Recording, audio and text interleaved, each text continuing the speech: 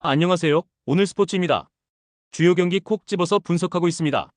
구독과 좋아요 꼭 부탁드리며 영상 끝까지 시청해주세요. 리그 12위 브레멘 대 리그 9위 유니온 베를린 경기 분석입니다. 브레멘은 홈에서는 공격적으로 나서며 중원에서 빠른 전환을 시도하는 팀이다. 4-3-3 형태를 기본으로 측면에서 돌파 후 크로스를 통해 득점을 노린다. 공격 시 템포가 좋지만 수비 라인의 집중력이 떨어지는 장면이 잦아 경기 후반 실점이 많다. 유니온 베를린은 단단한 수비와 효율적인 역습으로 유명하다.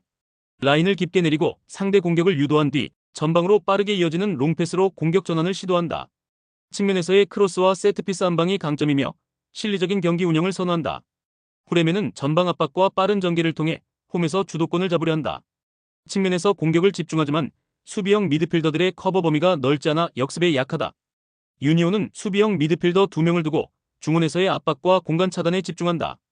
양팀 모두 체력전이 예상되며 브레멘이 공격적으로 나오고 유니온이 역습으로 응수하는 그림이 그려진다.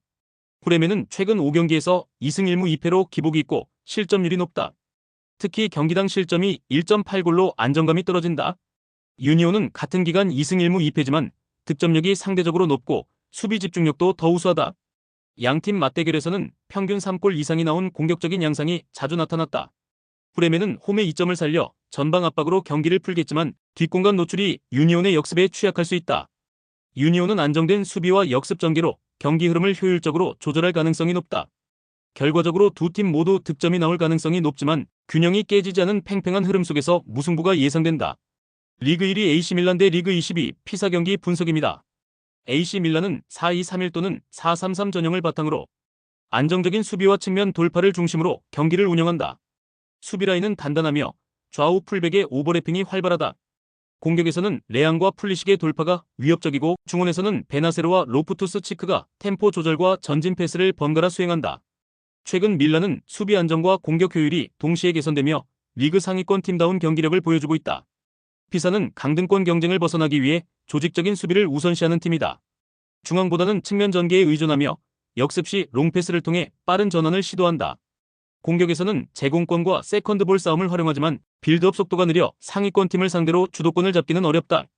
원정에서는 수비 블록을 낮추고 최소한의 기회를 효율적으로 살리는 데 초점을 맞춘다.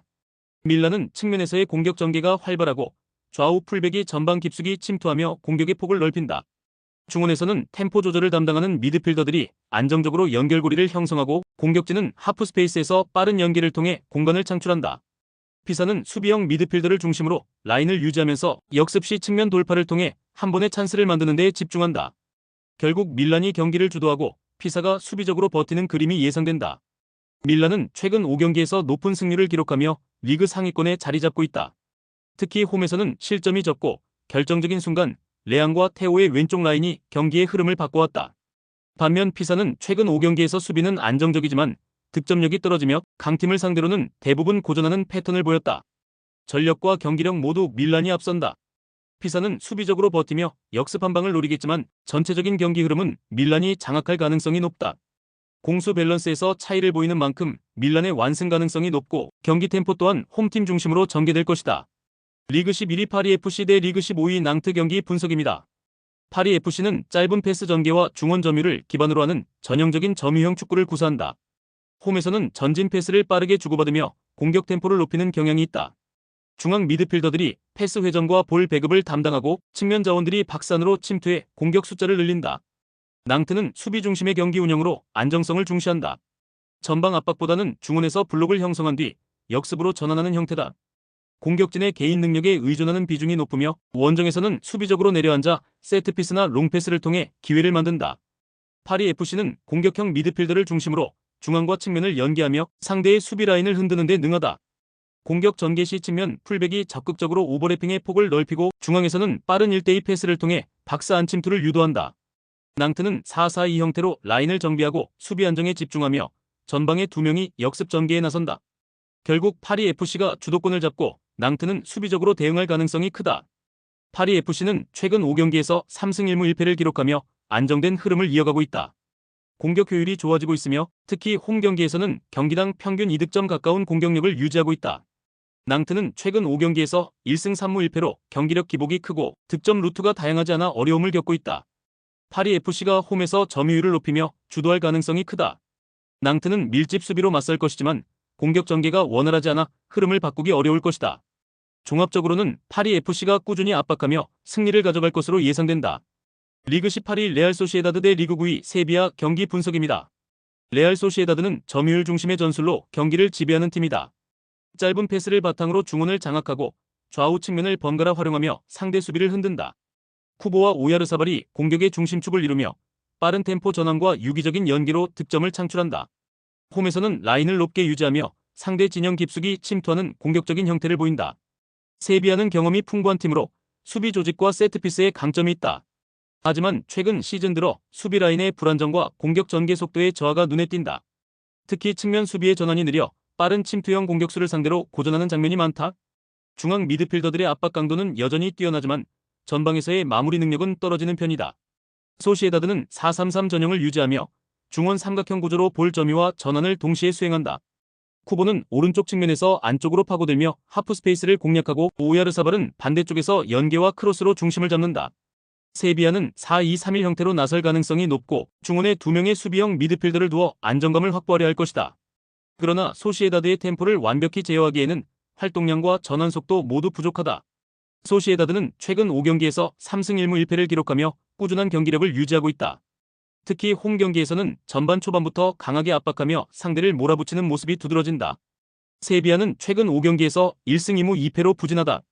공격 기회는 잡지만 득점 전환율이 낮고 경기 후반 집중력 저하로 실점하는 경우가 잦다. 소시에다드의 중원 장악력과 빠른 전환은 세비야의 수비 조직을 흔들기에 충분하다. 세비야가 전술적으로 버티더라도 체력적인 한계와 수비 간격의 불안이 드러날 가능성이 높다. 종합적으로는 소시에다드가 홈에서 주도권을 잡고 승리를 가져갈 확률이 크며 스코어는 근소한 차이의 승부로 마무리될 가능성이 높다. 리그 16위 리즈 대 리그 9위 웨스트햄 경기 분석입니다. 리즈는 에너지 넘치는 압박과 빠른 전환이 특징인 팀이다. 홈에서는 전방부터 강한 압박을 걸어 상대의 빌드업을 차단하고 측면 돌파를 통해 빠르게 득점을 노린다. 윙어들의 폭넓은 움직임이 공격의 핵심이며 공격 전환 시 템포가 매우 빠르다. 다만 수비 라인을 높게 유지하기 때문에 뒷공간을 내주는 약점도 있다. 웨스트햄은 효율적인 역습과 세트피스 강점을 앞세운다. 보엔과 파케타의 조합은 언제든 상대 수비를 흔들 수 있고 수비에서는 아게르드와 주마가 중심을 잡고 안정감을 준다. 다만 원정 경기에서는 중원 싸움에서 밀릴 경우 공격 전개가 둔화되는 단점이 있다. 최근에는 전방 압박 강도가 떨어지며 전체 라인이 무너지는 장면이 종종 보였다. 리즈는 4-2-3-1 형태로 나서며 공격 시 풀백이 전진하고 윙어들이 안쪽으로 좁혀 들어오는 형태를 취한다. 중앙에서는 2명의 미드필더가 압박과 전환을 동시에 수행하며 공격진은 템포를 끌어올리는 역할을 맡는다. 웨스트햄은 4-3-3 전형으로 나서며 전방에 보엔과 안토니오를 세워 역습 시 빠르게 볼을 전개하려 한다.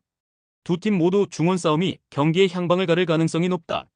리즈는 최근 5경기에서 2승 2무 1패를 기록하며 홈에서는 꾸준히 득점을 올리고 있다. 공격력은 리그 중상위 수준으로 평가받지만 경기당 실점이 여전히 많은 편이다. 웨스트햄은 같은 기간 2승 1무 2패를 기록하며 원정에서 다소 기복 있는 경기력을 보여준다. 특히 중원 압박이 느슨해지면 실점으로 이어지는 경우가 많다. 리즈는 홈의 열기와 빠른 압박으로 초반 주도권을 잡을 가능성이 크다. 웨스트햄은 수비적으로 버티며 역습 찬스를 노릴 것이고 보엔과 파케타의 연계가 결정적인 한 방을 만들어낼 수도 있다. 두 팀 모두 공격적으로 나설 가능성이 있어 득점이 예상되지만 경기 흐름상 균형이 쉽게 깨지지 않을 것이다. 종합적으로는 무승부가 예상된다. 최종 조합은 영상 아래 고정 댓글로 말 걸어주시면 오늘 정보방에서 무료로 공유해드리고 있습니다. 시청해주셔서 감사합니다. 구독과 좋아요 부탁드립니다.